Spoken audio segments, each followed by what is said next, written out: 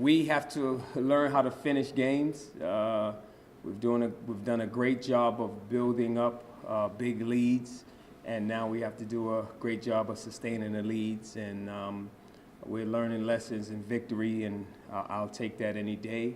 But we have to learn how to finish games better. How much of that, in your eyes, is a function of having so many freshmen or even young players on the floor? A lot of it is learning, and when you have that many young guys, we're always learning and trying to get better, still learning how to play with one another, and especially on the defensive end. I think that's been the lapse, it's been on the defense and just staying locked in. You know, we'll give up a big three right after we say no threes. You know, lock in, focus, get focused on the defensive end, we'll give up a big three. Then it's like, okay, all right, that's youth, you know, and understanding. And I think still we're being more aware. That's the thing. As the games, these close games are helping us, I think, for MAC play, because I think we'll be in some close games, and when you learn how to win those games, you feel confident in that. But you know, I want to get a 14-point lead to 18, and you know, an 18-point lead to 22. So that's my mindset of it, and you know, it's more of relaxing when we get that big lead. Now, take a breath, and we don't have to play as hard now, and that's when a team makes its run and they get that confidence. And you know, anything can happen now when you start making crazy shots, and it's like, okay, that's what it is. What were, in your eyes, the struggles defensively in the second half? I think the lack of focus, just being focused on the defensive end and being locked in. We can guard them, we can keep them in front, because we showed when we were locked in and focused, we can keep them in front. We can rebound with them when we're focused on that. But when we don't do what we're supposed to do, you know, everybody that's on the court, then it breaks down and they starts to hit threes, and we're getting bad rotations when we say don't rotate to this one, and they rotate to that one, and we don't want you to rotate to that one, and you give up a shot to the three-point shooter. So it's something that we have to work on. You know, it's hard to simulate this type of team in practice because they're so big, and that was the first thing I noticed when we got out there. It was like, ooh, they are way bigger than I thought. I mean, this is legit. When you look on, you know, most of the time you look on a roster and it say 6'10", and you see him, he's about 6'7", 6'8", and their size were legit. I mean, they were really 6'11" and, you know, 6'9" and all that. So, you know, it's always difficult when you play against that team. And we gave up 16 offensive rebounds, which is way too many, I think. But, you know, it's a very, very big team, and, you know, that's what they do. So it's a learning lesson. We played Western, who plays similar to what they do, so that helps us. And, you know, the teams that we've been playing, you know, all kind of mimic something that one of our teams do in the MAC. So I think it helps us. You talked about closing out games, but you did make 11 out of 14 free throws in the last 2 minutes or so. That has to be big and shows a little confidence from the kids, too. It's huge. You know, we made our free throws when it count. And, you know, that's important, especially at the end of the game. You want to make your free throws. That's when you should be at your best, at the end, because the game is on the line now. So the guys stepped up. I wanted to have Rod and Dylan and those guys at the line, and Justin Turner, and they made their free throws. DiMaggio has been making his free throws as well. So I think he's up to about 73% on the year. So it's been great.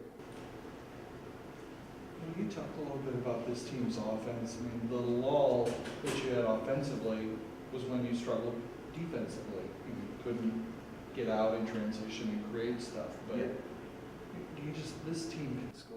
We can score. We're up. I think we averaged 72 last year. We're up to 84 this year. So we definitely can score. We can score enough points. But a lot of that starts with our defense. And when our defense is lacking, then we got to bring it up every time and try to pound it inside or get other things going for us. And, you know, we'll rather get stops on the defensive end and rebound so we can get out in transition. So, you know, that's been the struggle.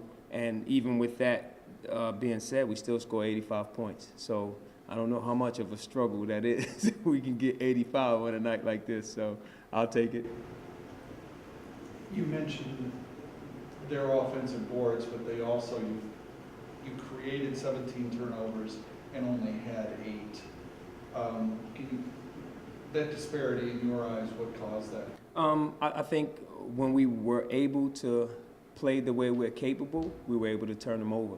We were able to force them into mistakes, and we were able to capitalize on those mistakes. So I thought when we decided to relax again and think the game is over, that's when they got on their run and they were able to do the things that they're capable of doing. We also had 15 assists, which is huge for us in sharing the ball. We've done a great job of sharing the ball all season long, and we don't have many turnovers so far. So that's been great, and we have multiple guys with the ball in their hands at all times and not turning it over. So it's not just one guy who can use a ball screen and pass inside and make threes. So we have 3 or 4 of those guys who can do that. So that's been the best part of watching it, that you can't really focus in on one person to say let's stop him and we can stop Bowling Green. So the one thing I've liked is we've had different guys step up pretty much every game. Talk with the young team. You mentioned laws defensively and offensively, but they showed some confidence down the stretch, I thought, making those free throws and playing pretty good defense. Did you see that too? Maybe this will help build some confidence? Yes, I definitely saw that at the end. We were able to get the stops when we needed stops. We were able to force them into tough shots at the end, and we were able to rebound. I thought Derek played huge for us in guarding a 4-man who's basically a perimeter man. So he got a lot of practice down in Boys Creek and guarding those little those little 4-men. So that helped him in the game tonight and guarding a player like that. But also Justin Turner was able to guard a bigger guy.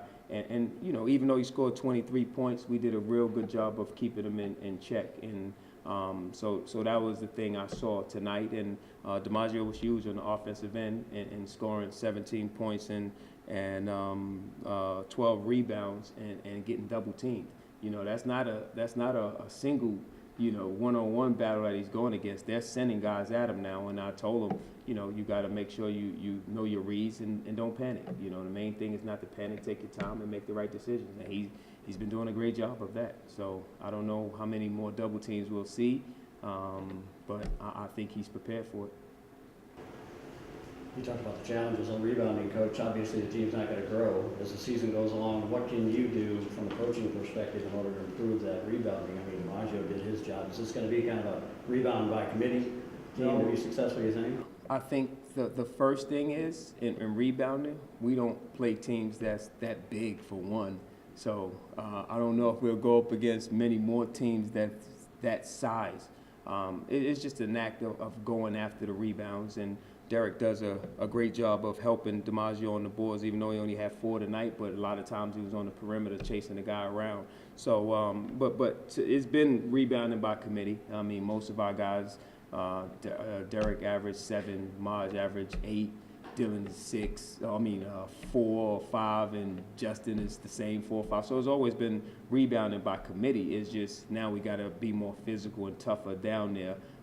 Especially with a team like that, that big. So hopefully we don't see teams that big anymore, and we'll be able to rebound and keep them in front, be able to defend. It did seem like Derek got bounced around a little there in the second half. Is that a big transition for these kids, these freshmen, to come in and play a physical team like that? It is, because especially when you're not used to playing it. It's like saying the same. When we first went against a smaller forward, it was difficult for him because he had to chase him around and he lost him a lot, because you're not used to chasing a guy all over the place as a big man, and now you get one of those small forwards that you got to chase like that who can score. It was new to him, but as he sees it more, he makes that adjustment, and he became better at guarding them now, and he's capable of guarding these guys now. Same with big guys. When you see a team that physical and you see it more, you find a way, and that's what those guys have been doing. We've been finding a way to defend and try to keep guys in front.